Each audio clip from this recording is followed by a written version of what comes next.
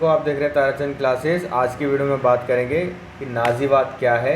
ये एक important topic है, हमारे एग्ज़ाम में आने वाला टॉपिक है। तो चलिए इसको स्टार्ट करते हैं, इसको अच्छे से ज़रूर प्रिपेयर करें। नाज़ीवाद एक तरह से आप समझ सकते हो कि फांसीवाद का ही एक अपडेट वर्जन है या उससे आगे का स्थिति है। जैसे कि हमारा फांसीवाद में इटली से स्टार्ट हुआ था, वो हुआ था हमारा फर्स्ट वर्ल्ड वॉर जब समाप्त हुआ था। तो इटली भले जीत गया था, लेकिन दूसरे राज्यों के कंपैरिजन में उसको ज़्यादा लाभ नहीं मिला, यानी अन्य देशों के मुकाबले उसको युद्ध से ज़्यादा लाभ नहीं हुआ। उसको बहुत ज़्यादा क्षति पहुँची थी, आर्थिक स्थिति खराब हो गई थी, जिसके कारण वहाँ के देश में असंतोष तक की भावना पैदा हो गई थी। ठीक है, जिसको हवा दी थी मोसोलिनी ने, जो एक तानाशाही नेता के रूप में उभर के सामने आए थे। उसी प्रकार फांसीवाद जो था जर्मनी में स्टार्ट हुआ था। इसका मुख्य कारण था वार्सा संधि, जिसमें फर्स्ट वर्ल्ड वॉर को सीधा दोषी जर्मनी को ठहराया गया और सारा का सारा जितना भी खजाना था, पैसा वगैरह जो था, वार्सा संधि के तहत जर्मनी के ऊपर लगभग थोपा गया, जिससे वो युद्ध की सारी क्षतिपूर्ति का पैसा हथियाया गया, जिसके कारण उस जर्मनी की देश की स्थिति बहुत ज़्यादा खराब हो गई। देश में बेरोजगारी, भ्रष्टाचार, गुंडागर्दी इत्यादि अस्थिरता पैदा हो गई। ठीक है, राजनीतिक अस्थिरता पैदा हो गई, जिसके कारण एक नेता का जन्म हुआ जिसका नाम था अडोल्फ हिटलर, जिसने आगे चल के सेकेंड वर्ल्ड वॉर को जन्म दिया था। ठीक है, और यही नाज़ीवाद के अंदर हम पढ़ने वाले हैं। तो चलिए स्टार्ट करते हैं कि नाज़ीवाद 20वीं सदी में जर्मनी में उभरा एक कट्टर दक्षिणपंथी सैन्यवादी साम्राज्यवादी राजनीतिक विचारधारा थी, जिसका नेतृत्व एडोल्फ हिटलर ने किया। ये फांसीवाद का ही एक चरम रूप था, यानी कि फांसीवाद के बाद का अगला रूप। ये विचारधारा मुख्यतः जर्मन समाज में असंतोष, अपमान और असुरक्षा के माहौल से पैदा हुई थी। ठीक है, जिस तरह का माहौल जो है इटली ने महसूस किया था, उसी हिसाब से जर्मन ने किया, जो प्रथम विश्व युद्ध के बाद उत्पन्न हुआ, सेकेंड वर्ल्ड वॉर के बाद। नाज़ीवाद ने जर्मनी में लोकतंत्र को अंत किया और तानाशाही शासन की स्थापना करी थी, क्योंकि एक ही व्यक्ति यहाँ पर सामने आया था, वो था एडोल्फ हिटलर। इसने अंत सेकेंड वर्ल्ड वॉर और यहूदी नरसंहार जैसे इतिहास के काले अध्यायों को जन्म दिया।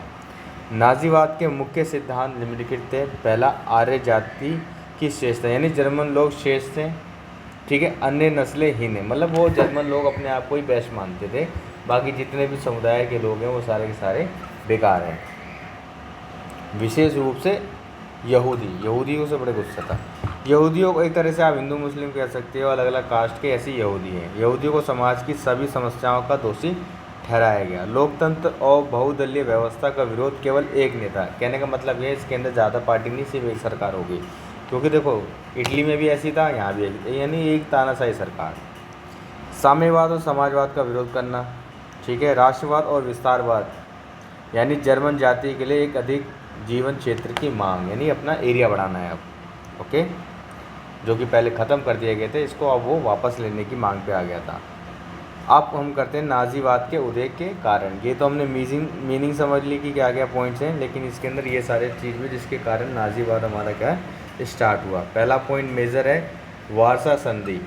ठीक है, आप सबको पता है वार्सा संधि आई थी, जिसमें भारी युद्ध क्षतिपूर्ति देना, जिसमें सीधा दोषी जर्मनी को माना गया था। उसकी सेना सीमित कर दी गई थी। अब औद्योगिक क्षेत्र जैसे राइनलैंड पर नियंत्रण लगाया गया था कि अब ज़्यादा मतलब कंट्रोल कर लेना, जैसे हमारा देश उपनिवेश हो गया था, भारत गुलाम था, ज़्यादा विस्तार अपने बात वगैरह ना रखना, उस हिसाब से जर्मनी पे कंट्रोल कर दिया था। उपनिवेश और भूभाग को छीन लिया गया, यानी कि जर्मनी ने जो राष्ट्र जीते थे उनको हथिया लिया गया पूरी तरीके से, जिससे जर्मन के लोग गुस्सा हो गए। इस संधि ने जर्मन जनता को अपमानित और क्रोधित, असहाय बना दिया। लोगों में गुस्सा उत्पन्न हो गया था, जिसको एक दिशा दे दी जिसने एडोल्फ हिटलर ने अपने स्वार्थ के लिए। आर्थिक संकट। युद्ध के बाद जर्मनी में मुद्रास्फीति इतनी बढ़ गई, यानी महंगाई इतनी बढ़ गई कि पूछो मत। 1929 की वैश्विक आर्थिक मंदी ने हालत और बिगाड़ दी। सबसे महामंदी हो गई थी यहाँ पर। लाखों लोग बेरोजगार हो गए, भूखे मर गए थे बहुत सारे लोग, जिसके कारण देश में असंतोष फैल गया। आज हमारे देश में भी तो वही हालत है, जितनी ज़्यादा बेरोज़गारी आज के टाइम पे है उतनी कहीं नहीं। और आजकल तो इतनी लाइन ऐसी चल रही है, जितना ज़्यादा पढ़ा लिखा आदमी उतना ही गरीब है। आप देख रहे होगे कैसे कम पढ़े लिखे लोग एक तो शासन में भी आ रहे हैं और दूसरी चीज़ों के माध्यम से कितनी जल्दी आगे कर रहे हैं। तो निष्कर्ष यही निकलता है, आगे बढ़ना ज़रूरी है, पढ़ना भी ज़रूरी है, लेकिन समझदारी भी ज़रूरी है, क्योंकि जो थोड़े समय में बहुत जल्दी आगे बढ़ जाते हैं तो ज़्यादा टिक नहीं पाते, इसलिए स्किल को बढ़ाना बहुत ज़रूरी है। ठीक है, अब आता है तीसरा पॉइंट, वीमार गणराज्य की असफलता। 1919 में स्थापित वीमार रिपब्लिक एक लोकतांत्रिक सरकार थी, लेकिन उसमें बार बार सरकारें गिरती थी, भ्रष्टाचार, अराजकता, ये सब सारी चीज़ें फैलती जाती थी, जिसके कारण जनता ने लोकतंत्र को समस्या ख़त्म कर दी और एडॉल्फ हिटलर यानी एक शासन पार्टी को स्थापित किया। कम्युनिज्म का भय, यानी कि जो साम्यवाद रूसी क्रांति के बाद फैल रहा था, उसका भी डर लग रहा था कि हमारे यहाँ ना आ जाए। रूस की 1917 की क्रांति के बाद यूरोप के कई हिस्सों में कम्युनिस्ट आंदोलन सक्रिय थे, यानी जो मजदूर वर्ग था। जर्मनी के मध्यम वर्ग पूंजीपति को डर था कि कहीं यहाँ तक ना आ जाए, इसलिए उन्होंने हिटलर का साथ देना सही समझा। हिटलर ने कम्युनिस्टों को देशद्रोही घोषित करके उनका भय दिखाकर समर्थन बटोर लिया कि अगर हमारा साथ नहीं दोगे, यानी अपने देश में बातें फैलाएंगे, अगर हमारा साथ नहीं दोगे तो ये रूसी क्रांति हमारे देश को प्रभावित करेगी। ठीक है, तो हिटलर का करिश्माई नेतृत्व, ठीक है, कि एक इतना व्यक्ति आया, बहुत अच्छा स्टोरी टेलिंग व्यक्ति था वो, बहुत बढ़िया। अगर आप हिटलर की बायोग्राफी पढ़ोगे ना तो आपको समझ आएगा कि कैसे वो बातों बातों में बंदा जीत जाए। एडॉल्फ हिटलर एक महान वक्ता था, यानी बहुत अच्छा स्टोरी टेलिंग था, जो राष्ट्रवादी गौरव, आर्य श्रेष्ठता, वारसा संधि का विरोध और आर्थिक सुधार जैसे मुद्दों पर जनता को आकर्षित करता था, यानी कि पब्लिक की जो डिमांडिंग उनको बहुत आगे करता था, लेकिन उनको इस तरीके से कहता था कि पब्लिक को ऐसा लगे कि ये जो हमारी मुसीबतें हैं यही व्यक्ति सही कर सकता है और कोई नहीं कर सकता। उसने खुद को एक रक्षक और राष्ट्र के रक्षक के रूप में दिखाया कि मैं ही सब कुछ हूँ, मैं ही आपको आज़ादी वगैरह दिला सकता हूँ, अगर मैं नहीं तो कुछ नहीं। नाज़ी पार्टी की संगठन शक्ति और प्रचार। नाज़ी पार्टी ने अर्धसैनिक संगठन यानी ब्राउन शर्ट्स और एसएस बनाए, जो हिंसा से विरोधियों को दबाते हैं, यानी एसएस आपको पता होगा, एसएस का निशान जो कुछ इस प्रकार ऐसे करके होता था, ये एसएस का निशान होता था। ठीक है,